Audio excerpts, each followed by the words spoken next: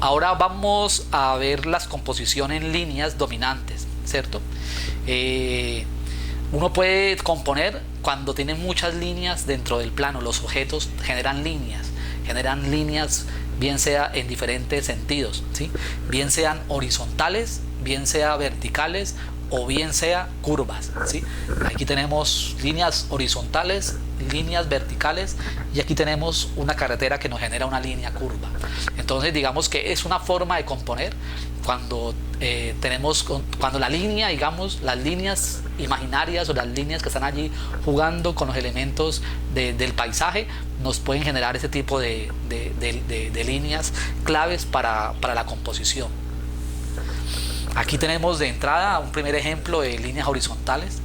Esas líneas horizontales transmiten armonía y transmiten profundidad. Es clave tener eso en cuenta, porque transmiten cada tipo de líneas. Entonces, por ejemplo, los paisajes naturales, los atardeceres, los paisajes de paisaje, casi siempre encontramos líneas rectas ahí. Inclusive, miren, en la playa genera una línea, las olas del mar hay lineecitas, ¿sí? Hasta la línea del horizonte. Entonces, son líneas rectas constantes allí, repitiéndose, ¿sí? Y aquí también las vemos repetidas en la escalera, miren, las vemos repetidas en la escalera, y vemos aquí el juego de las miradas, de la ley de las miradas con los dos niños, ¿no? Con los dos bebés. Ahora tenemos fotografías donde las líneas dominantes son verticales. Entonces, pues la clásica de la carretera, las líneas de la carretera verticales llenando todo el formato. Aquí, por ejemplo, los árboles en un bosque también pueden ser líneas muy marcadas, y aquí vemos las líneas marcadas hacia arriba de un edificio, ¿no? Ahora tenemos líneas dominantes curvas, ¿sí? Y de esas vamos a encontrar muchas en la naturaleza, las montañas, hay muchos elementos curvos. Aquí, por ejemplo, estos elementos de este parque, ¿cierto? La línea del ferrocarril que toma una línea curva, las escaleras en espiral, ¿cierto? Esas escaleras curvas. Aquí vemos este tronco de árbol donde está acostada la chica, es una línea curva. E inclusive el mismo cuerpo humano puede generar curvas, ¿cierto? Nuestra forma del cuerpo humano generalmente puede dar curvas. Y tenemos finalmente líneas dominantes en diagonal, ¿cierto? Entonces aquí vemos diagonales, puras diagonales que se repiten, y vemos aquí las diagonales curvas de esta carretera, ¿sí? Ahora vamos a ver otra forma de componer, que es lo que llamamos nosotros la profundidad y la perspectiva, ¿cierto?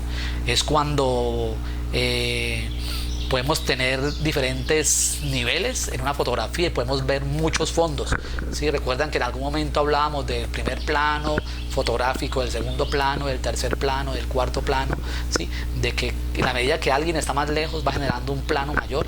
Entonces ese elemento es muy clave para generar profundidad, ¿sí? En nuestras casas, pues a veces pueden decir, pero es que es difícil generar profundidad, pero un pasillo, ¿sí? Algún elemento así, un corredor larguísimo puede generar ese elemento de profundidad. Entonces podemos tener ese tipo de elementos de profundidad, por ejemplo, como este camino que nos lleva la mirada hacia esa casa que está al fondo, con todos los árboles allí generando líneas verticales. Y igual él hace lo mismo, ¿no? Él está parado allí en mitad de la carretera, con todos los árboles al lado y lado, en medio de todas esas líneas, ¿sí? Y a profundidad. Los árboles son los que nos van creando la profundidad hacia atrás, la perspectiva, ¿no? Y aquí el puente hace lo mismo, ¿no? El puente que se va alejando, nos genera ese concepto de profundidad, ¿sí? Un concepto de profundidad en la calle, pues puede ser estar muy pegado a la primera casa y en perspectiva ir viendo todas las casas hasta el fondo de la calle, ¿cierto? Todas las casas y la callecita que se va perdiendo al final. Ese es un buen concepto de profundidad y perspectiva. Ahora veamos otra forma de componer, es trabajando con la textura. La textura es estos elementos porosos, fuertes, que tienen las imágenes, que tienen los elementos, los objetos, las cosas, ¿sí? El cuerpo humano, que nos pueden permitir generar imágenes texturizadas que vamos nosotros. Aquí es muy clave manejar la luz. La luz no puede estar frontal, debe estar siempre a los lados para que la textura sea mayor. Eso es muy clave en el trabajo de texturas y en el trabajo de forma y volumen, que es el siguiente punto que vamos a ver. Entonces miren cómo la madera, el hierro oxidado pueden ser elementos de textura, y allí podemos hacer maravillosas fotos. Claro, siempre y cuando sepamos manejar la luz. La luz no puede estar de frente porque no se pierde la textura, tiene que estar de lado. Igual aquí todos estos objetos de metal con mucha textura. Aquí podemos ver las hojas de los árboles, miren toda la cantidad de textura que tienen las hojas. Aquí podemos ver la piel de un elefante, miren, la piel de un elefante. Muchos animales tienen mucha textura, ¿sí? Y aquí podemos ver unas manos humanas, unas manos de un abuelo o de una abuela, ¿sí? Con bastante textura también. El valor de la textura es una cualidad fotográfica, es reforzar el sentido de profundidad y volumen, y revela en mayor medida la naturaleza de las superficies. Esa es la clave de la textura. Aquí vemos el siguiente tema, es trabajar, o sea, componer con la forma y con el volumen de los objetos, ¿sí? Forma, volumen es las formas que podemos tener. Por ejemplo, nomás mi rostro, mi nariz, ¿sí? Mis hombros, mis manos, la forma de la mano de todos pueden ser diferentes, de los pies. Entonces todo eso que es la forma de los objetos, ¿cierto? Y aquí tenemos algunos ejemplos. Miren, por ejemplo, el cuerpo humano pues siempre está lleno de formas, las formas del cuerpo humano. Tenemos aquí todas esas formas que generan estos baldecitos allí colgados, ¿sí? Y tenemos aquí como unas rocas, como unas piedras, digamos, también con formas.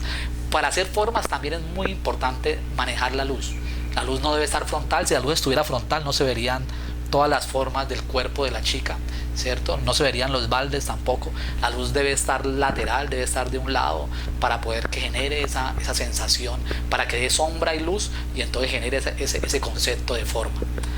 Y volumen, ¿no? El volumen es el grueso, lo ancho, lo angosto, ¿sí? La proporción de los cuerpos, la proporción de los objetos, eso, que no quede plano, que pueda generar ese concepto de volumen en una imagen.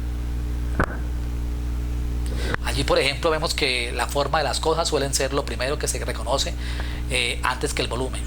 Más que cualquier otro elemento, nos ayuda a identificar el sujeto de la fotografía.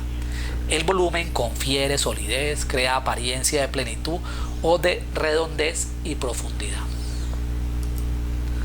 Ahora veamos el ritmo, ¿sí? Ese es el último elemento que les presento hoy en la clase de composición. El ritmo es la repetición de líneas y de formas, ¿sí? Ya acuérdense que ya vimos las líneas, ya vimos las formas, pero si esto se repite, pues eso es ritmo, ¿sí? Aquí podemos ver los calados, ¿sí? los circulitos repetidos muchas veces, ¿sí? Eso es un ritmo simple que llamamos nosotros, ¿sí? Acá tenemos las sandías todas allí amontonadas, y hay un ritmo compuesto.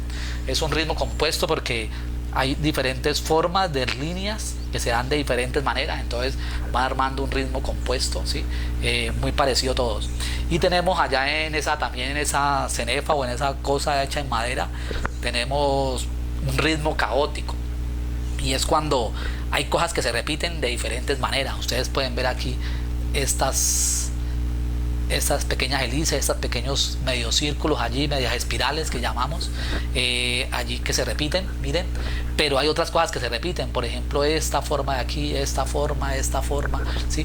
Esta forma.